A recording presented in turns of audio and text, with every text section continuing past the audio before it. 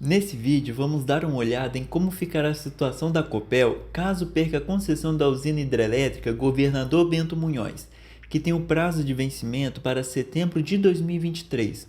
Vamos dar uma olhada na crise hídrica e nos futuros dividendos. Lembrando que esse vídeo não é uma recomendação de compra ou venda dessa ação e de nenhuma outra, é apenas um vídeo educacional. E por gentileza, se inscreva no canal, deixe o like e ative o sininho. A maioria das informações que estarão no vídeo foram retiradas do site da Copel, na parte de relacionamento com o investidor. Alguns dados utilizados foram retirados de outros sites, sendo que eu vou deixar o link de tudo na descrição do vídeo. Agora vamos entender sobre a renovação da concessão da usina hidrelétrica Governador Bento Munhoz da Rocha Neto.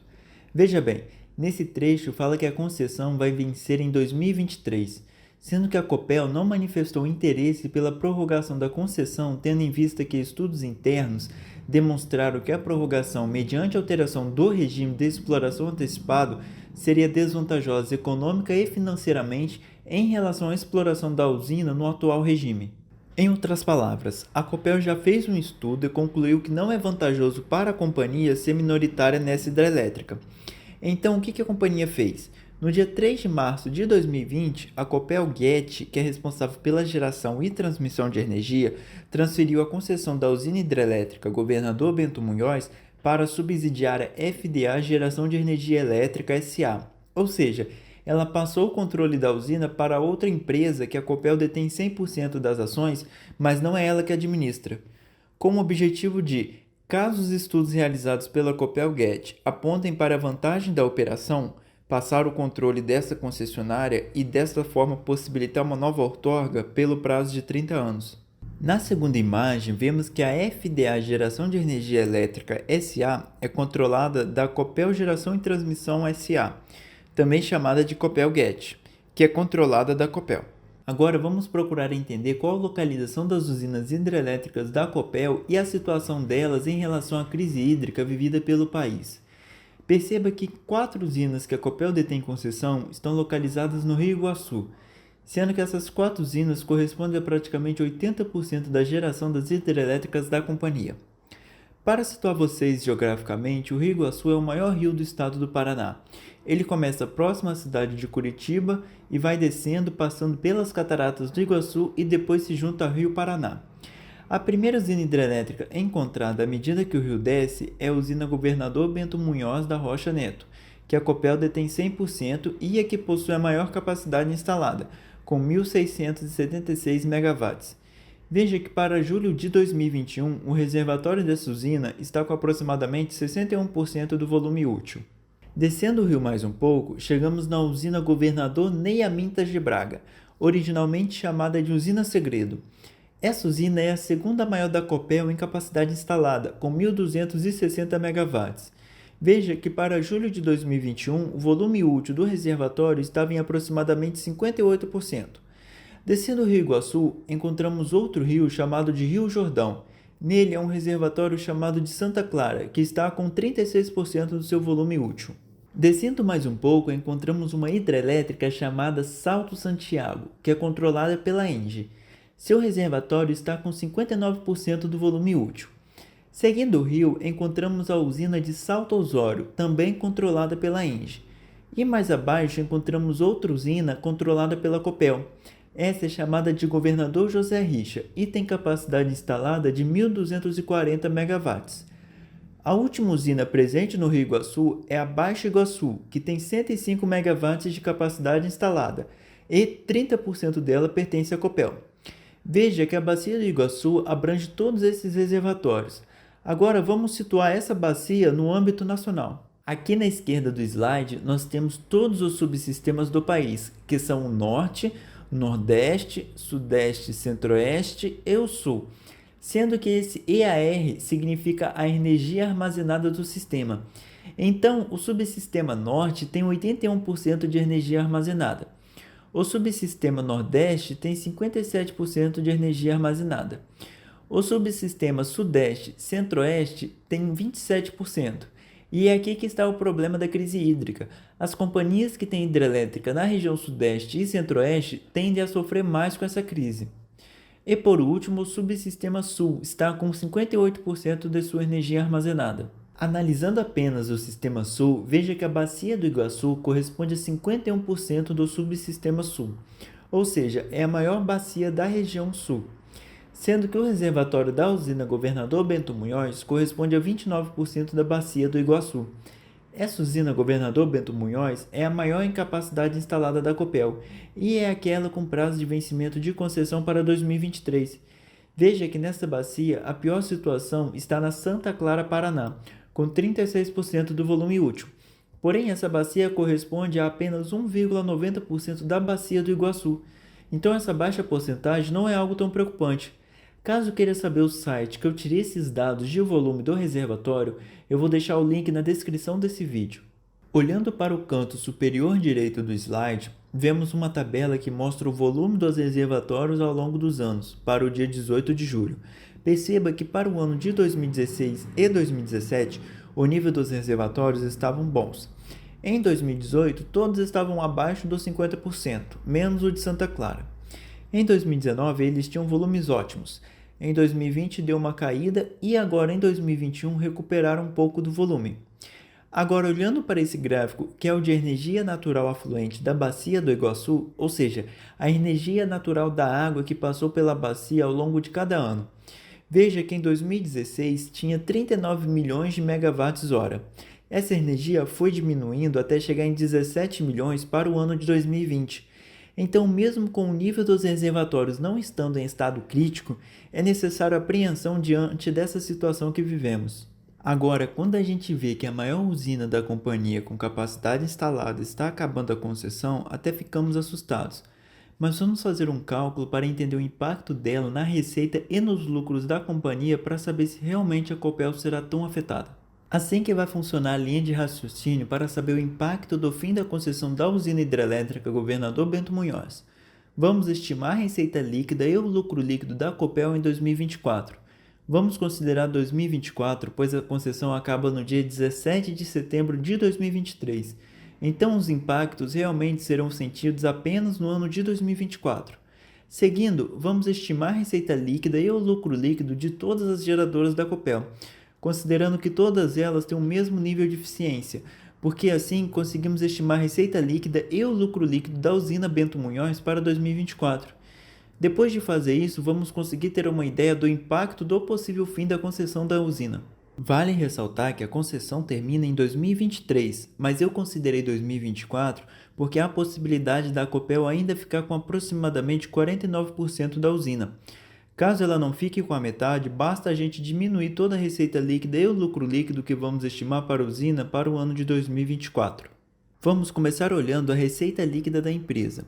Eu fui no site de relacionamento com o investidor e peguei a receita líquida dos anos de 2019 e 2020. Eu considerei apenas esses 2 anos, pois a Copel vem aumentando consideravelmente a eficiência de suas operações. Assim, esses 2 anos é o que mais demonstra a nova realidade da companhia. Portanto, em 2019, a receita líquida da Copel foi de 16 bilhões. Em 2020, foi de 18 bilhões, havendo um crescimento de 14,70%. Mas como que eu cheguei nessa porcentagem? Eu fiz uma regra de proporção.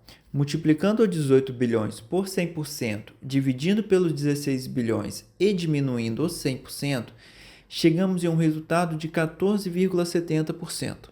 Vale ressaltar que, como 2021 é um ano em que há crise hídrica, eu resolvi considerar que as receitas da parte de geração irão permanecer iguais, mas todos os outros setores da companhia irão crescer os 14,70%. Sendo assim, para 2021, chegamos a uma receita líquida de 20 bilhões, contra os 18 bilhões de 2020.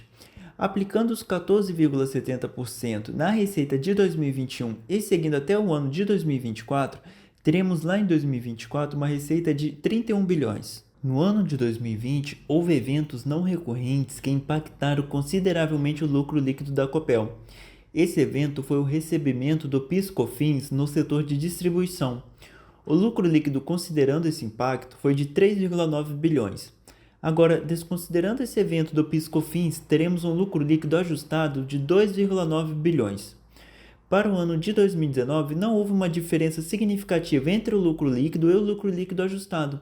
Sendo assim, em nossos cálculos, vamos considerar o lucro líquido ajustado para sermos bem conservadores. Agora que temos a receita líquida e definimos o lucro líquido atual que vamos usar, podemos calcular a margem líquida dos negócios da Copel.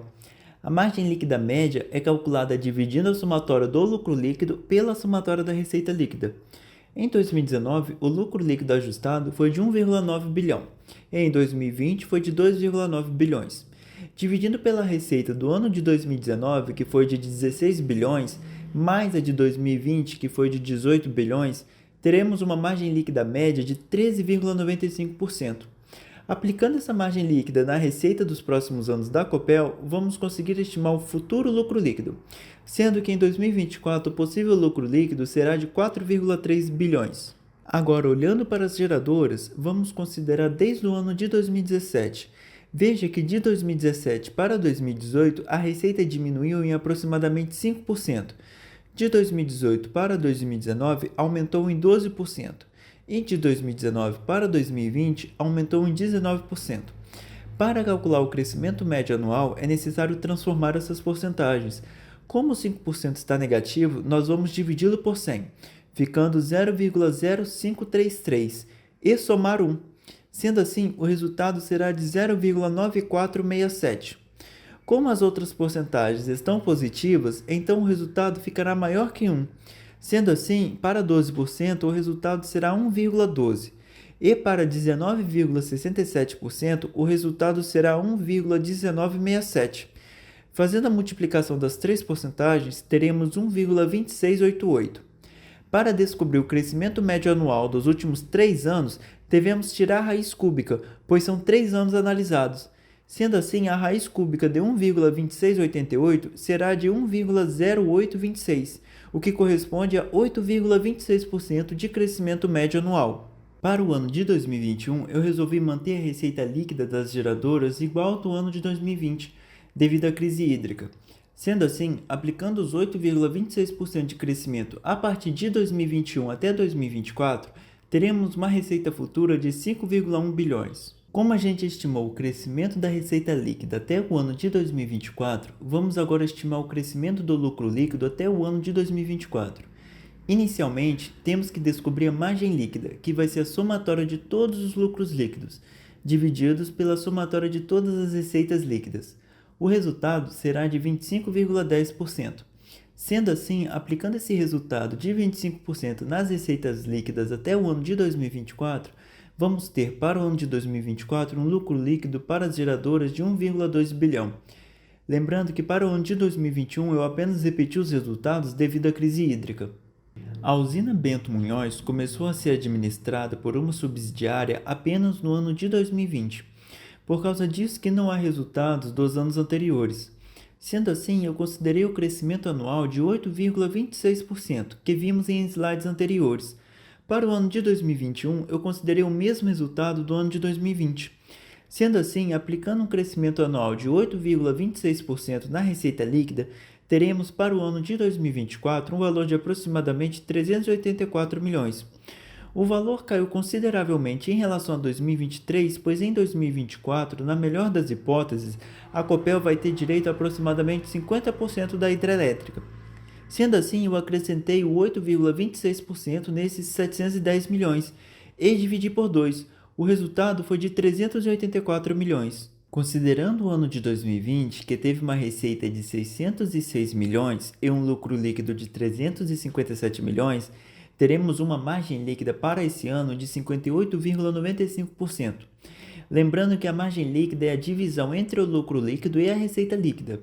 Considerando o mesmo resultado para o ano de 2021 e a partir desse ano aplicando a margem líquida de 58,95%, teremos um lucro líquido em 2024 de 226 milhões. Agora a gente vai olhar qual vai ser o impacto da usina hidrelétrica Bento Munhós na Copel. Veja que a receita líquida da Copel em 2024 possivelmente será de 31 bilhões e a receita da hidrelétrica será de 384 milhões. Fazendo a divisão, vemos que a receita da hidrelétrica vai corresponder a 1,22% da receita da Copel. Caso a Copel decida não renovar a concessão da hidrelétrica, a receita líquida de 2024 vai cair de 31,3 bilhões para 30,9 bilhões. Fazendo a mesma linha de raciocínio para o lucro líquido em 2024, vemos que a hidrelétrica vai ter uma participação de 5,17%. Caso a concessão não seja renovada, o lucro líquido da Copel vai cair de 4,3 bilhões para 4,1 bilhões. Olhando para os números atuais da receita e do lucro líquido da companhia, veja que a receita da usina hidrelétrica corresponde a 3,25% da receita total, enquanto o lucro líquido corresponde a 12,08%. Se a concessão terminasse hoje, a companhia iria ter seus números levemente prejudicados, mas nada que comprometesse gravemente o operacional da empresa.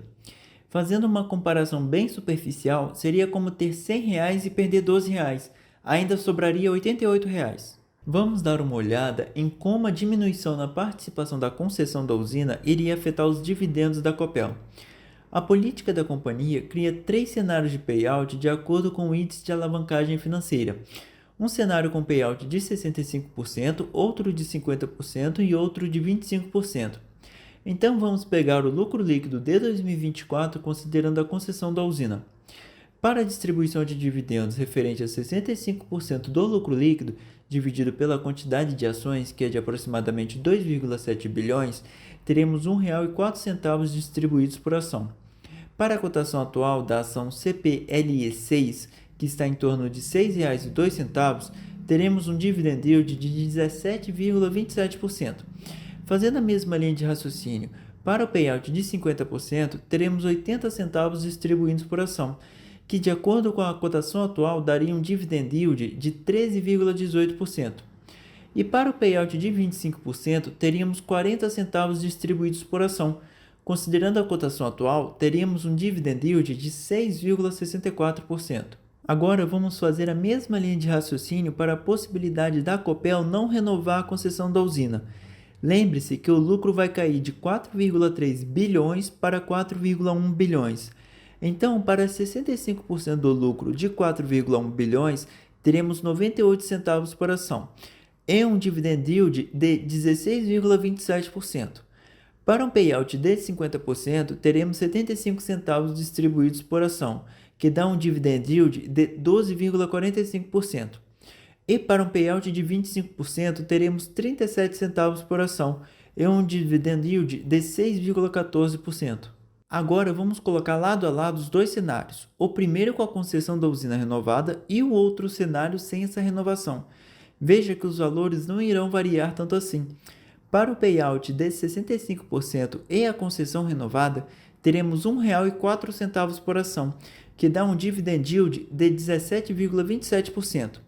Enquanto no outro cenário, temos 98 centavos por ação, com um dividend yield de 16,27%. Para 50% do payout, teremos 80 centavos por ação, com um dividend yield de 13,28%. E outro cenário com 75 centavos por ação, com um dividend yield de 12,45%. E para o payout de 25%, teremos 40 centavos por ação, com um dividend yield de 6,64%. E outro cenário com 37 centavos por ação e um dividend yield de 6,14%. E no vídeo de hoje foi isso. Por gentileza, se inscreva no canal, ative o sininho e deixe um like. E manda esse vídeo para um amigo, já me ajuda bastante. Forte abraços e tudo de melhor.